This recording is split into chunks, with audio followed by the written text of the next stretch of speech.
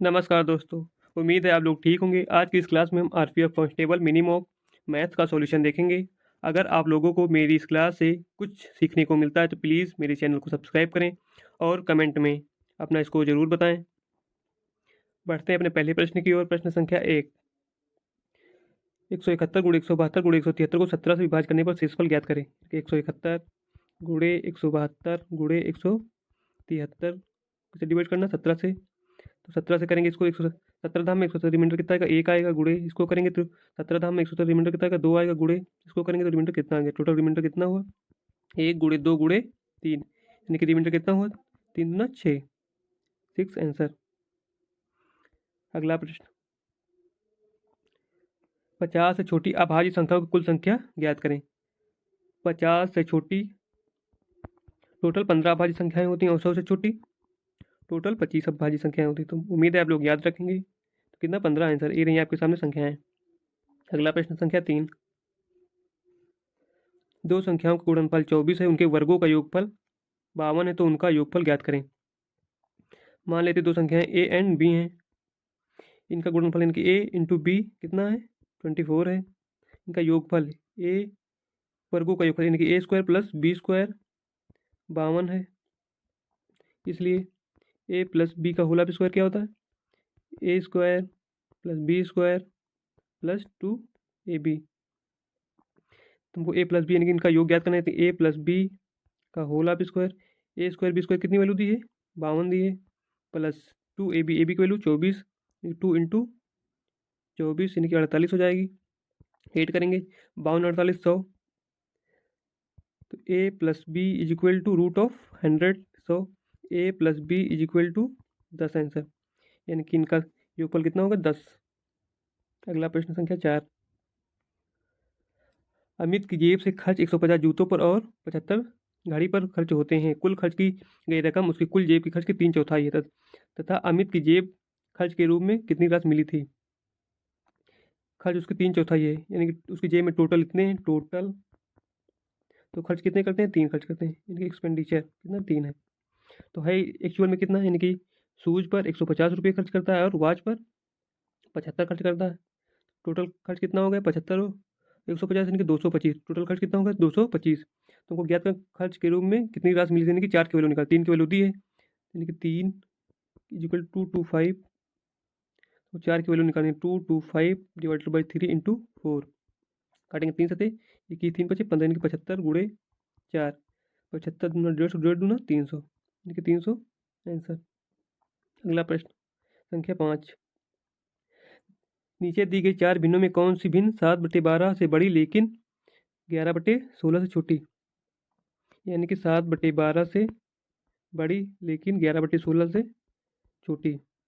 7/12 कितना होता है? सोल्व करेंगे तो 0.58, 0.58 से बड़ी, लेकिन इसको सोल्व करेंगे तो कितना आएगा? 0.68 से छोटी। पहला ऑप्शन देखते हैं, ये कितनी? 0.5, इससे बड़ी है तो पहला ऑप्शन गलत, छोटी है। दूसरा देखेंगे, 8 छंग सोल्व करेंगे, 50/8 पॉइंट लगाएं।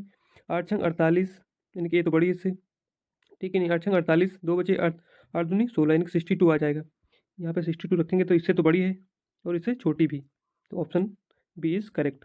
अगला प्रश्न, प्रश्न संख्या 6, 1 सही 3/11 का वर्ग क्या है?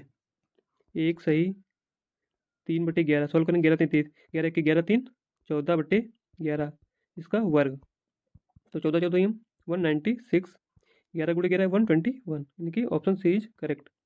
अगला प्रश्न संख्या 7 का मान ज्ञात करें।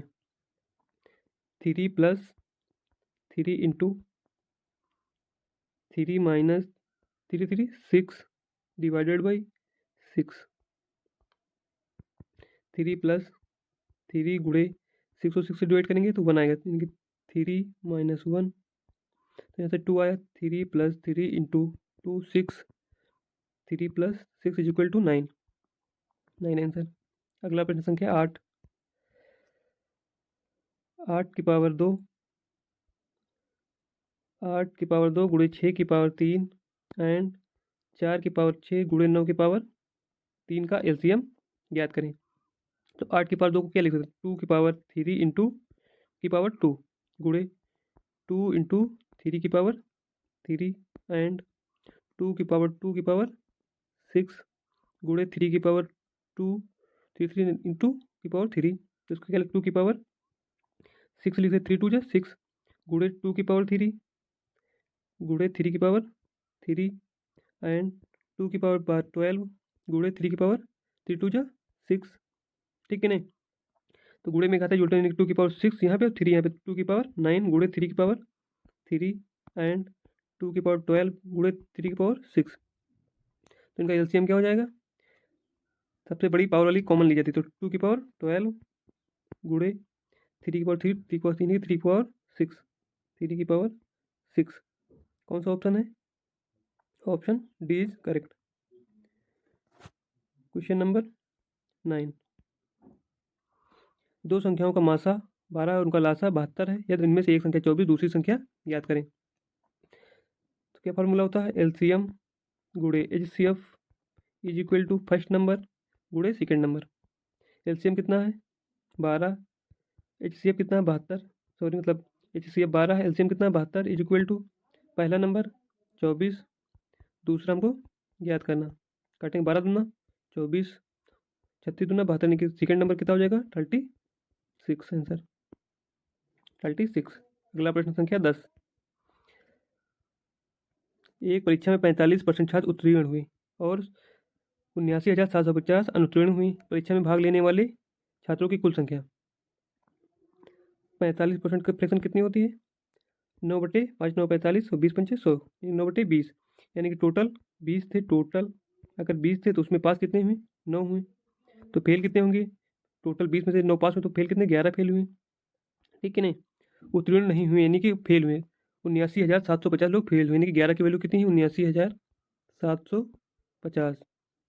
तो क्या बताना है, भाग लेने वाले छात्रों की संख्या कितनी है, यानी भाग लेने टोटल छात्र कितने 20, 79750 की, इसकी वैल्यू 11 की वैल्यू तुमको निकालने कितनी 20 की वैल्यू, तो काटेंगे 11 11 सत्ते 77, 2 बचा 11 दूना 22, 5/11 बचे 55, यानी 7,250 गुणे 20, सॉल्व करेंगे 0 0 2 पंची 10 2 दूनी 4 5 2 सत्ती 14, यानी कि 14,500 अपियर हुए थे छात्र, 1,45,000 सॉरी 14,500 1,45,000। अगला प्रश्न संख्या 11, मारिस भोजन पर अपनी आय 25% खर्च करता है, उसे 1,000 रुपये का वेतन में वृद्धि हुई, लेकिन उसने खाद्य वस्तु पर अपना खर्च नहीं बढ़ाया, यानी कि खर्च खाद्य पर बराबर रखा। नतीजापन भोजन पर उसका खर्च गिरकर 20% हो गया, उसकी प्रारंभिक आय क्या थी, भोजन पर कितने खर्च करते 25% खर्च करते हैं, 25% मतलब फ्रैक्शन कितने 1/4, यानी कि टोटल इनकम अगर 4 है तो उसमें खर्च कितना करता है 1, एक्सपेंडिचर कितना 1 है, तो इनकम अगर 4 है तो खर्च कितना करता, एक्सपेंडिचर कितना 1 है, तो सेविंग कितनी 3 हो जाएगी, इससे कोई मतलब ही नहीं। इसके बाद खर्च कितना 20%, यानी कि 1/5, टोटल इनकम अगर पहले बिफोर आफ्टर अगर 5 है तो उसमें 1 खर्च करता है, यानी कि 1 खर्च अभी देखो सेम है। इसके बाद बचाएगा कितना 4 बचाएगा, उसकी आय कितनी 1,000 बढ़ती है, यानी कि 4 से देखो एक यूनिट बढ़ी, 1 यूनिट की वैल्यू 1,000। प्रारंभिक आय हमको ज्ञात, प्रारंभिक आय यानी कि 4 की वैल्यू 4 गुणे 1,000 इज इक्वल टू 4,000, आंसर। प्रश्न संख्या 12, जीवन ने एक वस्तु 2500 में खरीदा तथा उसे क्रय मूल्य से 25% ज़्यादा मूल्य पर बेच दिया, उस पर 125 का कर अदा किया, रुपये में उसका लाभ क्या था, यानी कि जीवा के लिए उसका सीपी कितना हो गया 2500, ठीक है ना, इसे 25% लाभ यानी कि 125% पर बेचा, यानी 2500 को 125% पर बेचा, 0 से 0 0 से 0, 25 बचे 125, 25 में 50 12 62, 25 के 25 25 6 31, यानी कि 3125 में बेचा, उसमें 125 रुपये कर अदा किए, यानी कि 125 इसमें से कर अदा किए, 5 में 5 के 0 0 0 3, ठीक है नहीं, यानी कि 3,000 में मेरा सीपी कितना है 2500, एसपी कितना है 3,000, उसका प्रॉफिट कितना हो प्लस 500 रुपये, तो इसका लाभ निकालना था, यानी कि 500, आंसर। प्रश्न संख्या 13, एक कार का अंकित मूल्य 5 लाख रुपये है, एक योजना के तहत उसे 10% और 8% कर में छूट दी जाती है, दी गई योजना के तहत कर बेचते समय दी जाने वाली छूट ज्ञात करें। तो छूट कितनी है, पहले 10% एंड 8%। तो इसके लिए हम एकल छूट निकाल लेते हैं, क्या होगी 10% plus 8% plus minus 10 into 8/100, 10/18 minus 10/80, 80/100 यानी कि 0.8। तो माइनस करेंगे 17.2%, यानी कि इसकी एकल छूट कितनी आएगी 17.2%। तो एकल छूट निकालेंगे, यानी कि 5 लाख पर 17.2%, 17.2% अपॉन 100.2%, 0 से 0, 0 से 0, यानी 5,000 गुणे 17.2, पॉइंट हटाएं, 0 बढ़ाएं, 0 से 0 गए, यानी 500 गुणे 172। सॉल्व करेंगे, 2 0, 5 दूनी 10 का 0, 5 सत्ते 35, 35 एक 36, 5 1 5 3 8, यानी कि 86,000 की छूट दी जाती है। Option A is correct. प्रश्न संख्या 14, 4500 को एल के जे के बीच 1/2, 1/3, 1/4 के अनुपात में विभाजित करने पर के कितनी राशि प्राप्त होगी। ठीक है ना, राशि कितनी है 4500 एल के जे को 1/2, 1/3, 1/4, तो इसको हम सॉल्व करेंगे तो एलसीएम से मल्टीप्लाई करेंगे, यानी कि चाहते हैं 12 से, तो 2 छंग 12, 3 चौक 12, 4 तेरह 12, यानी कि इस रेशियो में बांटेंगे। टोटल कितनी 6 4 10 3 13 यूनिट में बांटना है। तो 4500 डिवाइड बाई 13 के की कितनी राशि मिली, के को कितनी राशि यानी के को 4 राशि में गुड़े 4 13 3 45, 300 गुड़े के 300 गुड़े 4 is equal to 1200। Option C is correct. प्रश्न संख्या 15, किसी बक्से में 1 रुपये 50 पैसे और 25 पैसे के सिक्के हैं, उनका अनुपात 1:2:3 है, यदि 50 पैसे के सिक्कों की संख्या 80 है, तो बक्से में कितने रुपये हैं। ठीक है, एक बक्से में 1 रुपये 50 पैसे मतलब 1/2 रुपये, 25 पैसे मतलब 1/4 रुपये के सिक्के हैं। सिक्कों का अनुपात कितना 1:2:3 है। तो टोटल अमाउंट निकालना, 50 पैसों की सिक्कों की संख्या 80, यानी 50 पैसों की सिक्कों की संख्या 80, 2 यूनिट की वैल्यू 80 है। ठीक है नहीं, तो 1 यूनिट की वैल्यू गुड़े 40। ठीक है, तो 1 रुपये के सिक्के कहते हैं 1 यूनिट है, तो यानी कि 40 हो जाएंगे। यहाँ पे 50 पैसे के सिक्कों 80 हैं, तो यहाँ पे 4 3 12 120 हो जाएंगे सिक्के। ठीक है नहीं, तो 1 रुपये के 40 सिक्के तो 40 रुपये बनेंगे, 50 पैसे का 80 सिक्के तो 40 रुपये बनेंगे, 1/2 से करें 1/4 यानी 25 पैसे के 120 सिक्के तो 4 3 12 यानी कि 30 सिक्के बनेंगे। टोटल अमाउंट कितना बनेगा 40 40 80 30 110 रुपये आंसर। प्रश्न संख्या 16, ए और बी एक साथ मिलकर एक कार्य को 21 दिनों में पूरा कर सकते हैं। सी की मदद से वे इस कार्य को 14 दिनों में पूरा कर सकते हैं। सी को अकेले इस कार्य को पूरा करने में कितना समय लगेगा। ए प्लस बी मिलकर किसी काम को 21 दिनों में कर सकते हैं तथा सी की मदद से मतलब ए प्लस बी प्लस सी की मदद से 14 दिनों में कर सकते हैं। ठीक है नहीं, तो सी अकेले इस कार्य को कितने दिन में करेगा। तो इनका एलसीएम देखते हैं कितना आएगा, 21 दूना 14 यानी कि 42 आ जाएगा। तो उनकी क्षमता कितनी हो जाएगी एफिशिएंसी 21 दूना 42, यानी कि एक दिन में ए प्लस बी मिलकर 2 काम करेंगे, A plus B plus C मिलकर 14 42 3 काम करेंगे। ए प्लस बी की वैल्यू 2 है, यानी कि A plus B 2 plus C is equal to 3। Efficiency कितनी है 3, सी की efficiency 3 - 2 is equal to 1। C अकेले एक दिन में 71 काम करेंगे। टोटल काम कितना, टोटल वर्क 42 है। सी एक दिन में एक काम करता है तो 42 काम 42 दिन में करेगा, 42 आंसर। अगला प्रश्न संख्या 18, एक कंपनी 12 कर्मचारी दिए गए हैं, दिए गए समय में 111 मोमबत्ती बना सकते हैं। समान समय में 148 मोमबत्ती बनाने के लिए कितने लोगों की आवश्यकता होगी। मैन कितने हैं 12, M1 D1/W1, M2 D2 is equal two by W2। ठीक है ना, पहले मैन कितने 12 कर्मचारी, कितने समय मान लेते टी टाइम में 111 मोमबत्ती बनाते, वर्क कितना 111 मोमबत्ती इज इक्वल टू, इसके बाद कितने लोग लगाए जाते हैं M2 फाइंड करना है, गुणे टाइम सेम समय नहीं बराबर टी समय में, वर्क कितना 148 मोमबत्ती बनाते हैं, तो टी से टी गया। ठीक है नहीं, 3 से 3 चौक 12, 3 तरीका 9 3 7 21।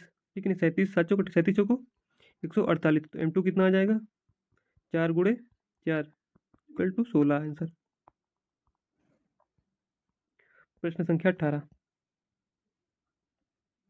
1 किलोग्राम मिश्र धातु में तांबे की मात्रा कितनी होगी यदि यदि मिश्र धातु में 32% तांबा और 40% तो बाकी गिलट है।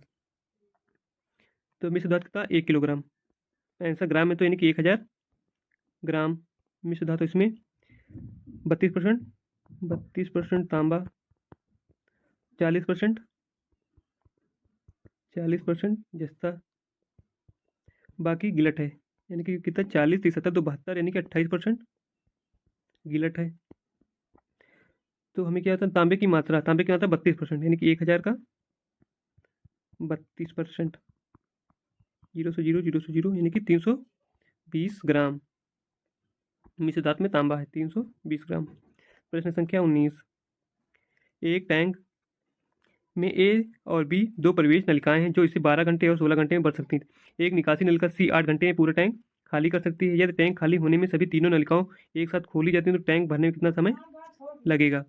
ए और बी प्रवेश नलिका, ए बी, ए 12 घंटे में भर सकती हैं और बी 16 घंटे में भर सकती हैं।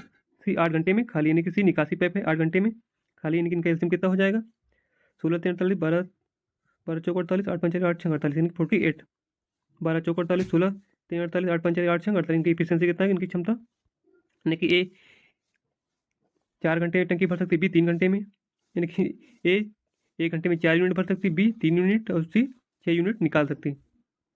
या टैंक खाली होने में सभी तीनों नलिकाओं के साथ खोली जाती हैं तो टैंक भरने में कितना समय लगेगा। ये तीनों मिलकर ए प्लस बी माइनस सी, तीनों मिलेंगे 4 3 7 भरेंगे और ये 6 खाली करेंगे, नहीं 1 घंटे में 1 यूनिट भरेंगे। टोटल काम कितना 48, ए प्लस बी माइनस सी बाय ए प्लस बी माइनस सी, तीनों के द्वारा 48 काम 1 घंटे में 1 यूनिट, तो कितना टाइम लगेगा 48 घंटे। Option D is correct. Question number 20, 6250 की धनराशि 12% वार्षिक साधारण ब्याज की दर से 3 वर्ष में प्राप्त होने वाला ब्याज एसआई कितना होता है, प्रिंसिपल गुणे रेट गुणे टाइम अपॉन 100। एसआई निकालना है, प्रिंसिपल कितना 6250, रेट कितनी 12%, टाइम कितना 3 साल अपॉन 100, 0 से 0 गया 5 से कटेंगे 5 के 5 5 दूनी 10 5 बचे 25 5 दूनी 10 2 छंग 12, कितना का एसआई इज इक्वल टू 125 गुणे 6 3 जा 18, एसआई इज इक्वल टू 18 पंचे 90 का 0, 18 दूना 36 36 9 45 का 5, 18 के 18 4 22 2250 रुपये answer. Option A is correct. प्रश्न संख्या 21, 3 माह के लिए 1080 का निवेश पर 27 ब्याज प्राप्त हो तो सालाना साधारण ब्याज की दर, टाइम कितना है 3 मंथ, ईयर में चेंज करेंगे टाइम कितना है 3/12 यानी कि 1/4 ईयर। प्रिंसिपल कितना है, प्रिंसिपल 1080, रेट हमको फाइंड करनी है, एसआई कितना है 27, तो SI is equal to principal दर गुणे समय गुणे बटे 100, 27 रुपये सही दिया है, प्रिंसिपल कितना 1080 गुणे दर कितनी है, दर फाइंड करनी है, टाइम कितना 1/4 वर्ष अपॉन 100, 0 से 0 गया 27 से करेंगे 27 चौको 108, ठीक है नहीं 4 से 4 गया तो रेट कितनी आ जाएगी इज इक्वल टू 10%। अगला प्रश्न, प्रश्न संख्या 22, पिता और पुत्र की आयु का अनुपात 3:1 है, उनकी आयु का गुणनफल 147, उनकी आयु का योग ज्ञात करें। फादर एंड सन की आयु का अनुपात 3:1 है, इनकी आयु का गुणनफल मान लेते 3x है, इनकी सन कितना x ईयर का है तो इनकी आयु का गुणनफल यानी कि 3x into x is equal to 147 है, तो 3x square is equal to 147, x square is equal to 3 चौक 12 3 9 27, एक्स इज इक्वल टू √49 यानी कि 7, एक्स वैल्यू 7, तो इनकी आयु का योग यानी कि 3x plus 4x is equal to 4x यानी कि आयु का योग 4x ज्ञात करना, 4x की value 7 is equal to 28 answer. अगला प्रश्न, प्रश्न संख्या 23, एक एथलीट 25 सेकंड में 500 मीटर की दूरी दौड़ता, एथलीट की औसत गति क्या है, टाइम कितना है 25 सेकंड, डिस्टेंस कितनी है 500 मीटर, 500 मीटर, स्पीड क्या हो जाएगी distance upon time, 500 metre upon 25 second, 25 दूना 50 यानी 20 मीटर पर सेकंड, स्पीड 20 मीटर सेकेंड को ऊपर लाएंगे तो पावर माइनस में इंटू सेकेंड इनवर्स। ये स्पीड कितनी 20 metre second inverse. Option B is correct. प्रश्न संख्या 24। एक रेलगाड़ी 30 किलोमीटर प्रति घंटा की चाल से 6 घंटे तथा 45 किलोमीटर की चाल से 4 घंटे में यात्रा करती है। इन 10 घंटों के दौरान रेलगाड़ी की औसत चाल क्या होगी? Average speed is equal to total distance upon total time. Total distance निकाल लेते हैं। डिस्टेंस क्या होती है? Speed into time. तो पहले डिस्टेंस कितनी आ जाएगी? 30 गुणे 6 यानी कि 180। दूसरी डिस्टेंस D1 D2 कितनी आ जाएगी? 4 घंटे 45 किलोमीटर की स्पीड से 4 घंटे 45 गुणे 4 45 2 90 यानी कि 180। डिस्टेंस सेम है। तो एवरेज स्पीड कितनी है? Total distance 180 plus 180 total time 10 घंटे। Average speed is equal to 18 यानी कि 360 अपॉन 10 10 से 10 गया। Average speed is equal to 36 kilometre per hour. अगला प्रश्न संख्या 25। उस समतल चतुर्भुज का क्षेत्रफल ज्ञात कीजिए जिसकी समांतर भुजाओं की लंबाई 3 इकाई और 5 इकाई है। इसकी समांतर भुजाओं के बीच की न्यूनतम दूरी 6 इकाई है। समलम चतुर्भुज का क्षेत्रफल इज इक्वल टू 1/2 समांतर भुजाओं का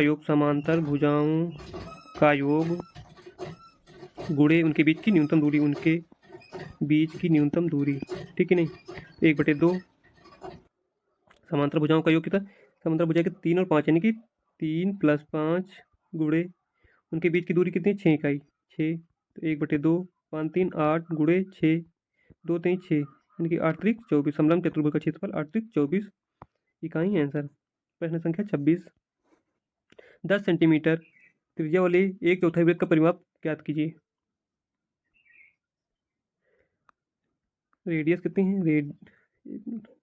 रेडियस इक्वल टू 10 सेंटीमीटर। वृत्त का परिमाप क्या होता है? वृत्त का परिमाप इज इक्वल टू 2πr। इसका 1/4 यानी कि 2πr इंटू 1/4। 2 इंटू पाई की वैल्यू 22/7 r 10 सेंटीमीटर गुणे 1/4। 4 सेकंड 2 दूनी 4 2 पंची 10 22 पंचे 110 अपॉन 7। काटेंगे 7 के 7 यानी 7 के 7 4 बचे 7 बचे 35 15 पॉइंट समथिंग यानी कि ऑप्शन ए इज करेक्ट और कोई है नहीं। Question number 27। एक आयत है। आयत के समान 2 असमान भुजाओं का अनुपात यानी कि अगर 1 मिनट ये 3x है तो ये 4x। तो इनकी विकर्ण की लंबाई यदि इसका परिमाप 42 है तो इसका परिमाप क्या हो जाएगा? 2 into length plus breadth. Length कितनी है? 4x प्लस 3x यानी 4 3 7x 7 दूनी 14x इज इक्वल टू परिमाप कितना? 42 14 3 42 x इज इक्वल टू 3। इनकी विकर्ण की लंबाई क्या होती है? विकर्ण की लंबाई is equal to root of length का स्क्वायर प्लस ब्रीथ का स्क्वायर। लेंथ का स्क्वायर कितना? लेंथ कितनी हो जाए? 3 चौक 12। ब्रीथ कितनी हो जाए? 3 3 9। ठीक है नहीं? तो रूट ऑफ लेंथ का स्क्वायर 12 पर 144 प्लस ब्रीथ का स्क्वायर 9 9 81 इज इक्वल टू 8 करेंगे 225 सोल्व करेंगे 15 यानी कि 15। विकर्ण की लंबाई कितनी आएगी? 15 सेंटीमीटर। प्रश्न संख्या 28।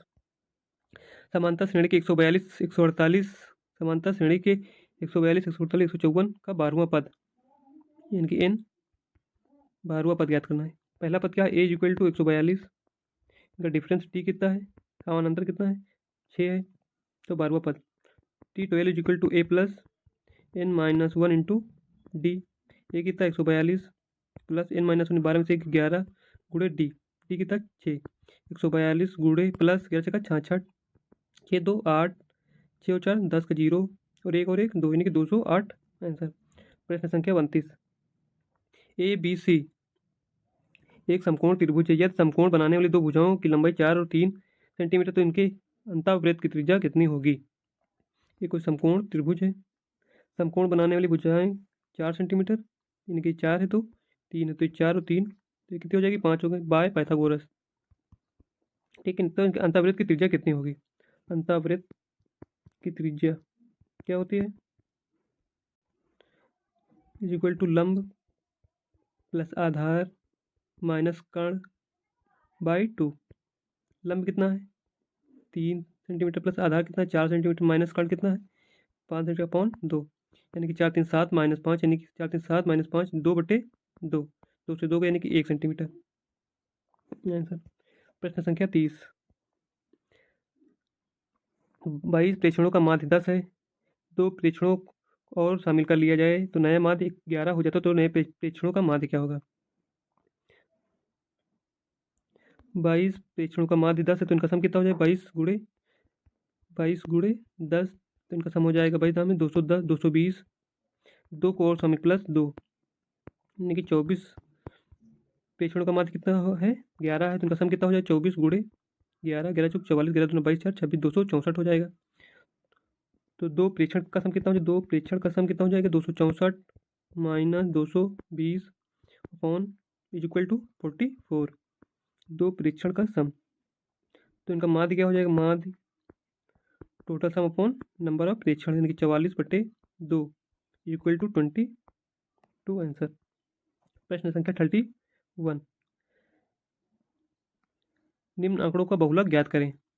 बहुलक मतलब जो ज़्यादा बार आया हो, तो यहाँ 25 एक बार, 25 और कोई है 2 बार, ठीक है नहीं 45 एक बार, 45 2 बार, ठीक 48 एक बार, और 48 एक बार नहीं, 87 एक बार, एक बार नहीं, ठीक है। तो इनकी 25 और 45 2 टाइम्स हैं, 2 टाइम्स है, तो इसका बहुलक क्या हो जाएगा 25 और 45। प्रश्न संख्या 32।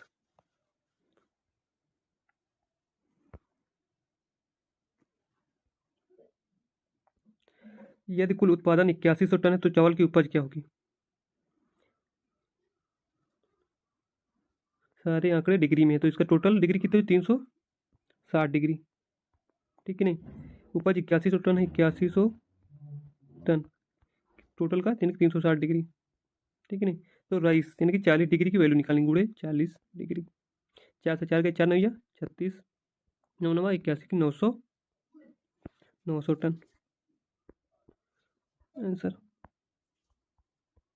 ठीक है नहीं। Option 20 correct. प्रश्न संख्या 33।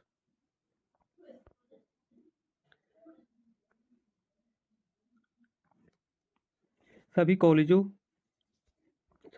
में कुल मिलाकर पंजीकृत मतलब इनरोल्ड ग्रीन वाली लाइन, मतलब ब्लू वाली लाइन, और उत्तीर्ण यानी क्वालिफाइड येलो वाली लाइन का अनुपात क्या है। तो हम लोग इस लाइन का पहले सम करेंगे, फिर इसका सम करेंगे, दोनों के बीच रेशियो निकाल देंगे, आंसर आ जाएगा, आप लोग कर लेना। प्रश्न संख्या 34। 1200 सेब लड़कों को एक समूह के बीच वितरित किए गए, प्रत्येक लड़के को समूह में मौजूद लड़कों की संख्या से 3 गुने बराबर सेब मिले, समूह में लड़कों की संख्या ज्ञात करें।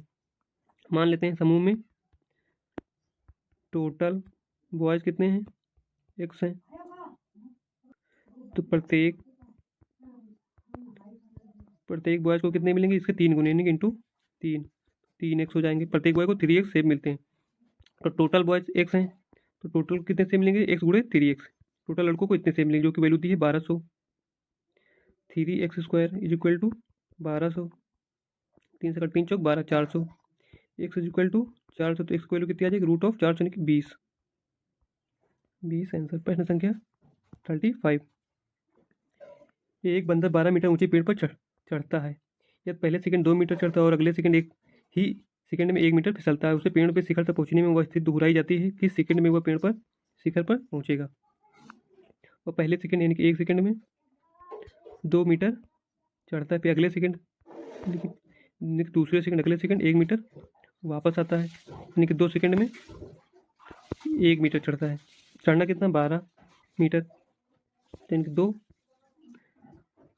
दाम में 20, यानी कि 20 सेकंड में 10 मीटर चढ़ जाएगा।